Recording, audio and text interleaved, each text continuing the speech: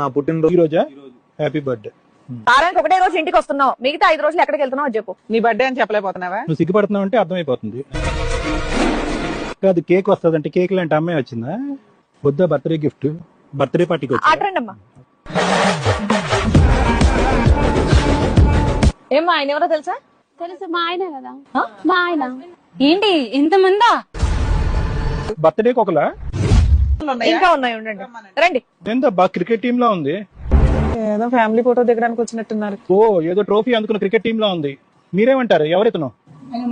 మీరేమంటారు? మా husband. Super. Sir every year ఒకళ్ళు పెళ్లి చేసుకున్నాడు సార్. అదే ఇయర్లీ.